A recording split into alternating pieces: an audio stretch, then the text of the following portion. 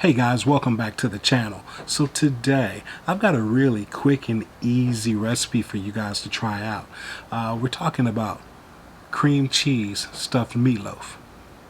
Let's get into it.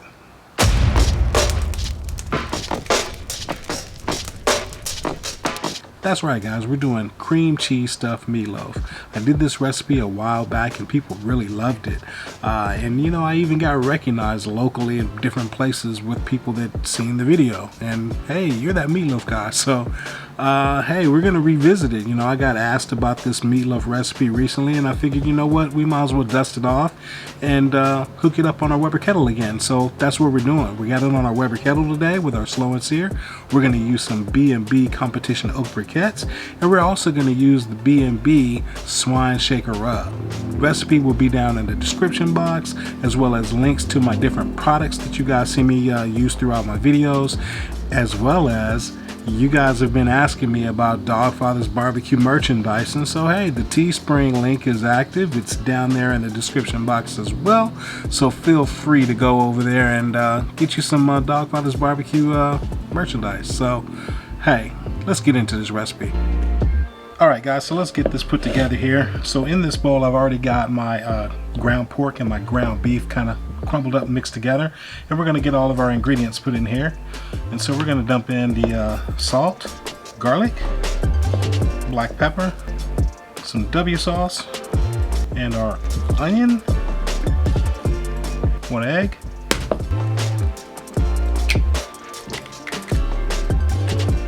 and we're going to also get in here some barbecue seasoning, some barbecue rub. And today I'm going to be using this B&B, and this is the swine shake. So we're going to get a couple of tablespoons in here, and I'm going to just kind of eyeball it, guys.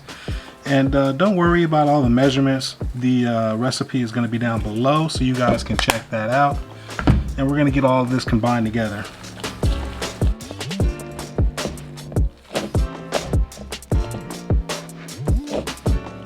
We're going to go ahead and get this into our loaf pan, and what I've got here is just a glass loaf pan because that's what I've got, and I went ahead and lined it with plastic wrap. Now the plastic wrap is going to help us to be able to get this meat out of this pan when we're ready to get it onto our grill. So we're going to go ahead and stuff our mixture into this loaf pan, and we're going to fill this about halfway full. So let's get something put in here. Now once we get our meat put into our loaf pan, we're just going to kind of press it down, get it nice and compact, and we're also kind of making an indention here in the middle because we're making cream cheese stuffed meatloaf. So we got a little indention here that we're going to put our cream cheese in. So what you want to be careful to do here is when you make this indention, you want to leave you some room on the ends on both sides, because you don't want that cream cheese to go all the way to the end, because then it's going to ooze out when you start cooking. So that looks pretty decent there, and what I'm going to do is I'm actually going to sprinkle a little bit of my barbecue seasoning in here.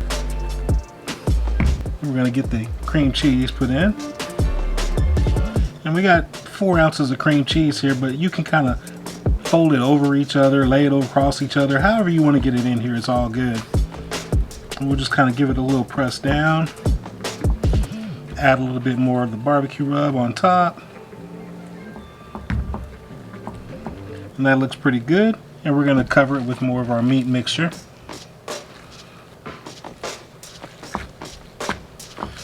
Okay, and once you get this on here, you just really want to press it firmly down, guys, just to make it nice and compact.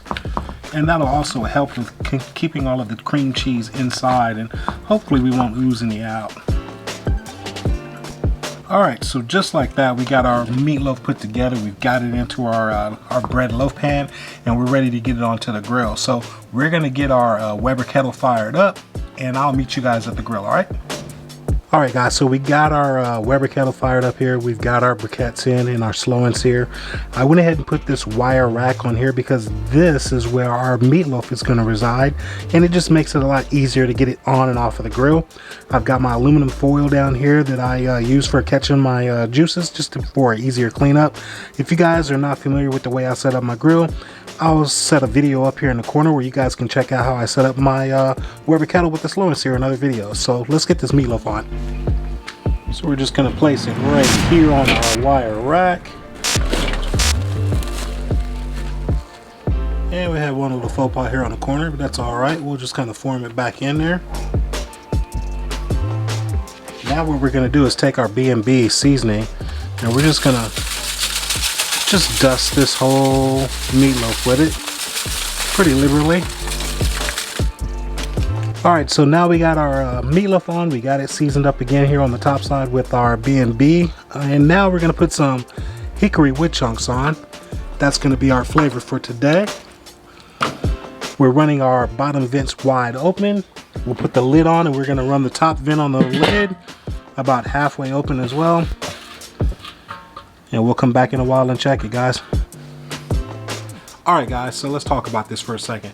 So we just got our meatloaf put together and we got to put onto our Weber kettle. We're burning it with the B&B briquettes and our hickory wood.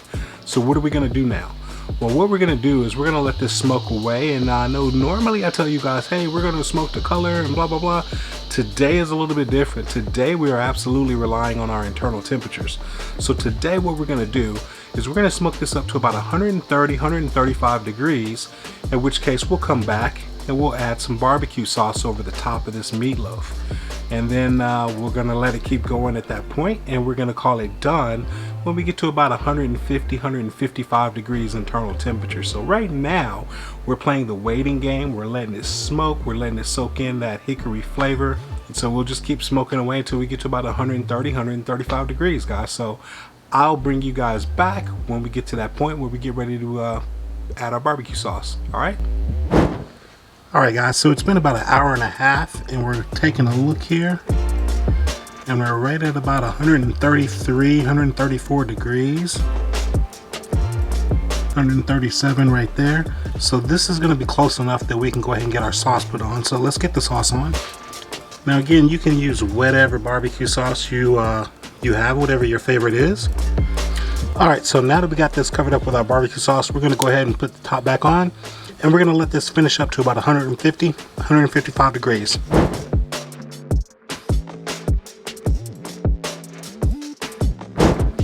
Alright guys, it's time for us to get our meatloaf off of the Weber kettle.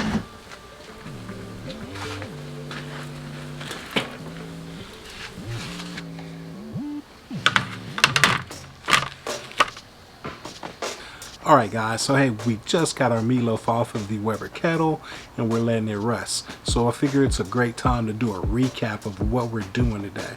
So we're making cream cheese stuffed meatloaf. We got some ground beef, some ground pork. We got all of our different ingredients. We got all of this into our mixing bowl. We got everything mixed together. We added an egg into it just to help bind that meatloaf together. And we got it into our bread loaf pan. We stuffed it again with cream cheese and used our barbecue rub to help get those barbecue flavors into this meatloaf. We got it onto our Weber kettle, which we've got fired up with our slow and sear using B&B competition oak briquettes, as well as some hickory wood chunks for flavor. We got that internal temperature up to about 135 degrees, where we then added our own barbecue sauce across the top of this meatloaf to kind of let it glaze over and just solidify those barbecue flavors. We ran the temperature up from that point to about 155 degrees. Done this for meatloaf is about 160 degrees, so I pulled it at 155. I figured 5 degrees of carryover will probably get me there, so we should be good to go. We got the meatloaf off and we're letting it rest, and hey, now you're caught up, and that's what we got done on this cook today. So I'm ready to try some meatloaf, so let's get over here and taste this meatloaf, see how we did. Alright guys, so this is what we got from our meatloaf. Went ahead and took a few slices out of it and plated it up here for you. And as you can see, we've got a nice little round of cream cheese right there in the middle of that meatloaf. And we did a good job sealing the outside, so none of it actually leaked out on us, so it came out really good. So I'm going to say, hey, we need to go ahead and give this a try. Again, we actually used this B&B, and this is that swine shaker rub that I got from B&B, and so, man, let's go ahead and give this a shot, see what we got here. Gotta get some of that cream cheese in a bite, right? Alright, here we go. Alright guys, hey, before I take a bite of this, again, as I always say in my videos, if you found value in this and you like what you saw here, you might want to check out a couple of these videos I got linked right here, as well as click that subscribe up there. Alright, I'll see you in the next video.